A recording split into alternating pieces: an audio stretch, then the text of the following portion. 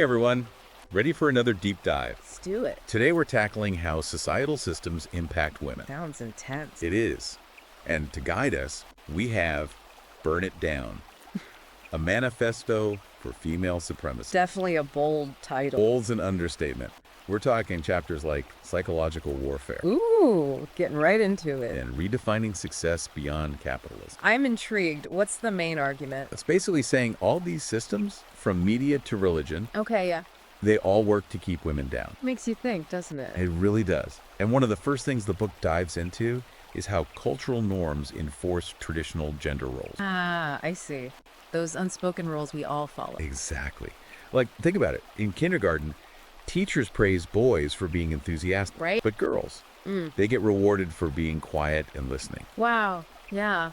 That's such a common experience. It seems so subtle, but it shapes us early on. Totally. If we're always told to be quiet and agreeable, it affects our confidence later on. Career choices, relationships, everything. The book also talks about how this plays out in the media, especially reality TV. Oh, interesting. It's always pitting women against each other. You know, like, who's going to get the guy? Right. The drama. And it emphasizes looks and relationships over actual accomplishments. It's like they're telling us your value lies in your relationship status, not your brain. Exactly.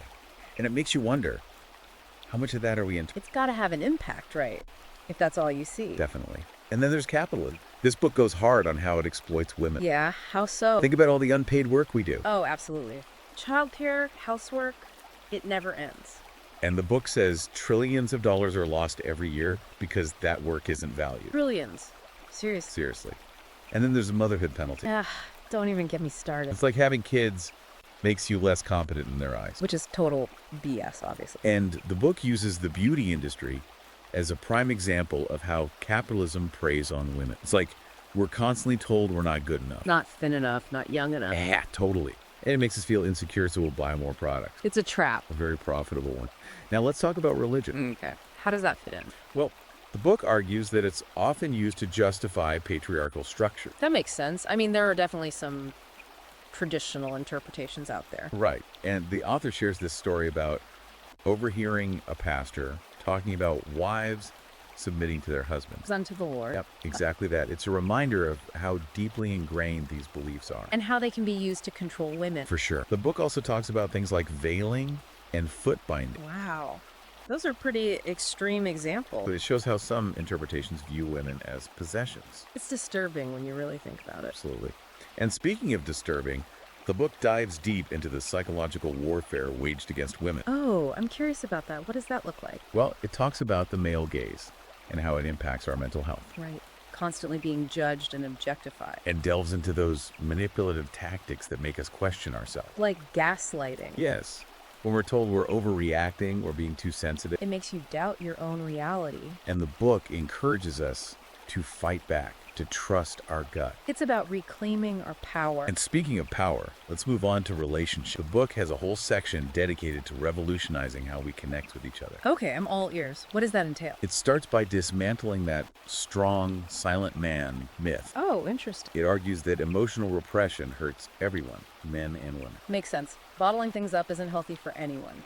And the book highlights this double standard where women are expected to be vulnerable, but men are discouraged from showing any weakness. It's a recipe for an imbalanced relationship. Totally. And it leads to women carrying the emotional weight. So what's the solution? What does a healthy relationship look like, according to the book? It's about vulnerability on both sides, open communication, and a complete shift in the power dynamic. I love that. It's about equality and mutual respect. Exactly. And one of the most refreshing things about this book is how it challenges us to redefine success. Oh, I'm so glad we're talking about this, because those old measures of success... I know, right? The money, the status. It's all so empty. The book throws all that out the window and says, forget those capitalist standards. What does it say instead? It focuses on emotional well-being, community impact, and collaboration. Now, those are things worth striving for. It's about creating a life that feels meaningful, not just one that looks impressive on paper. It's about finding true fulfillment. I love that. And you know what else I appreciate about this book? It doesn't shy away from the intersection of gender and race. Ah, yes. That's so important to address. It acknowledges that women of color face unique challenges. Absolutely. Our experiences are not all the same. And it calls out those harmful stereotypes that are so prevalent. Like what? Like how black women are stereotyped as angry. It's It's so frustrating. And Latino women are hypersexualized. Asian women are seen as submissive. These stereotypes have real-world consequences. For sure, they limit opportunities and perpetuate discrimination. So what's the solution? How do we combat these stereotypes? The book stresses the importance of an intersectional approach to feminism. Right, we need to recognize and address the unique struggles of all women. And now, for a topic that's sure to spark some debate, men in feminism. Ooh, here we go. This book is pretty direct about the role men need to play. Mean. It's not about blaming them, but it's about acknowledging their privilege and calling them to action. I can see that. Men definitely have a part to play in dismantling the patriarchy. It's about confronting their own biases and working to dismantle those sexist systems that benefit them. Right, it's not enough to just say you support equality. You have to actively work for it. And the book talks about some concrete steps men can take. Like what? Things like amplifying women's voices, Okay. advocating for equal pay, Yeah. and challenging sexist language and behavior. So basically putting those words into action. Exactly. And lastly, this book is all about the power of collective action. Oh, I love that. There's strength in numbers, right? Absolutely. It highlights the importance of movements like the women's suffrage movement and #MeToo. Those were game changers. And it celebrates grassroots organizations and women's cooperatives that are empowering women in their community. It's inspiring to see women taking charge and creating change. So that's a taste of what Burn It Down is all about. What's resonating with you so far? What's standing out as particularly relevant? What connections are you making to your own life? We'll be back in a moment to continue our exploration. Welcome back. We're digging deeper into Burn It Down and its solution. It's not just about pointing fingers, right? It's about taking action. Exactly. And a big focus is education, how it can perpetuate inequality. Oh, totally. Remember that kindergarten example? The good listeners versus the enthusiastic boys. Yeah, the book calls it the hidden curriculum. Yeah. Those unspoken lessons about gender roles. I see. Like even dress codes often target girls more. Right, sending the message that their bodies are distracted. It all adds up, shapes how girls see themselves. Makes you wonder how much those early experiences stick with us. Absolutely. And the book also points out how girls are steered away from STEM fields. Yeah, like science and tech are for boys, come on. And that contributes to the gender gap in those fields. Less opportunities, less representation for women. It's a cycle. But the book doesn't just complain, it offers solutions. Like imagine a feminist education. What would that even look like? Mantling that hidden curriculum, addressing teacher bias, Okay, yeah. creating a space where everyone feels valued, regardless of gender. I love that. Teaching kids about equality from day one. Empowering the next generation to challenge those norms. Okay, let's talk about something a little controversial. Woke culture. This book isn't afraid of it, that's for sure. It embraces it, actually.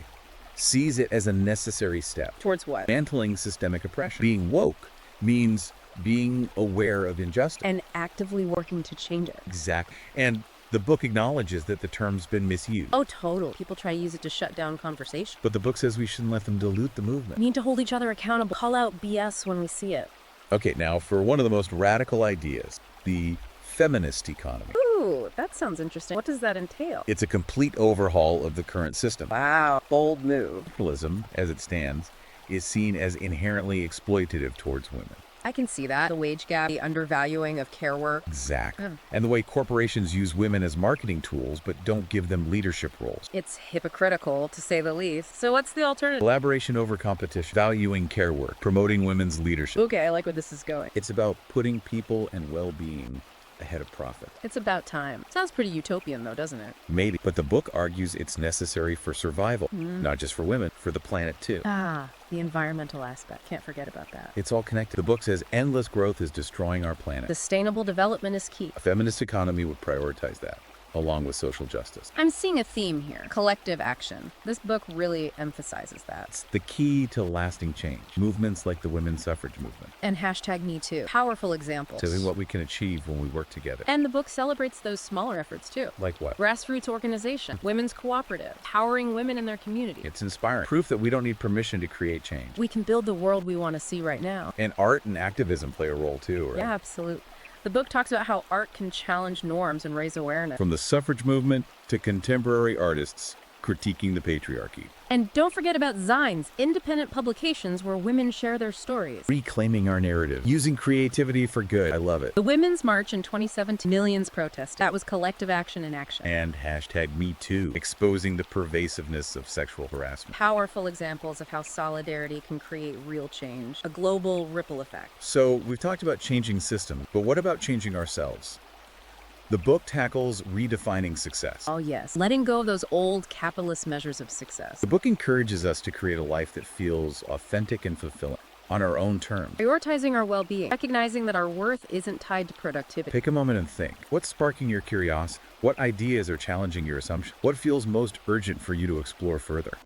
And we're back for the final part of our deep dive into Burn It Down. We've covered so much ground already. Cultural norms, capitalism, religion. It's a lot to unpack. But we can't wrap things up without talking about the role men play in all of this. Right. They're part of the equation, too. And this book doesn't hold back. It calls men out on their complicity in upholding the patriarchy. I mean, they benefit from it, right? But it also offers a way forward, shows men how to be true allies in the fight for equality. Okay, I'm listening. What does that look like? First and foremost, it's about understanding their privilege. That can be a tough one for some guys to swallow. It's not about guilt-tripping them. It's about recognizing how the system works in their favor. Seeing things from a different perspective. Exactly. And the book talks about how men are often raised to be stoic and strong, suppressing their emotions. Strong, silent type. We've all seen that stereotype. And it argues that this emotional repression is harmful, not just for men, but for everyone. Right. It fuels those toxic power dynamics. The book challenges men to embrace vulnerability, connect with their emotions, and redefine masculinity. Break free from those limiting roles. It's about evolving, not demonizing men. And it's also about moving beyond passive allyship. Meaning, what does active allyship look like for men? It means taking concrete steps, amplifying women's voices, calling out sexist behavior, advocating for policies that promote equality. Putting those words into action. Now, let's talk about one of the most powerful forces we have, female solidarity. Oh, yes. We are stronger together. The system tries to pit us against each other, make us compete for scraps. Divide and conquer. But this book calls for a shift, away from scarcity mentality and towards collaboration and empowerment. It's about recognizing our shared struggle and supporting each other. Exactly. It highlights things like women's cooperatives and mentoring programs as ways to build that solidarity. Creating a more supportive and empowering community. And it's not just about women in our own little bubble. Right. The struggle is global. The book talks about the challenges faced by women in developing countries. Our gender inequality can be even more deeply entrenched. Emphasizes the importance of international solidarity, sharing stories, learning from each other, supporting each other's fights. Our liberation is interconnected. And as we wrap up, I want to touch on something really important, self-care. Yes, we can't forget about that. It's easy to get burnt out fighting for change. It takes a toll,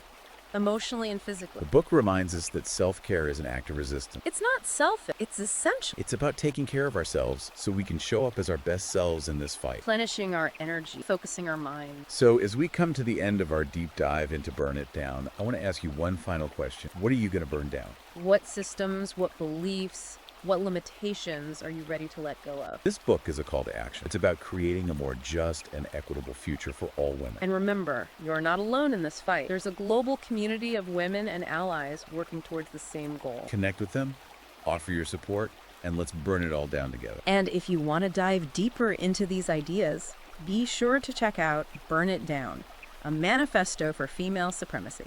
You can find it on Amazon Kindle and Google Play Books. It's a powerful read that will challenge your thinking and ignite your passion for change.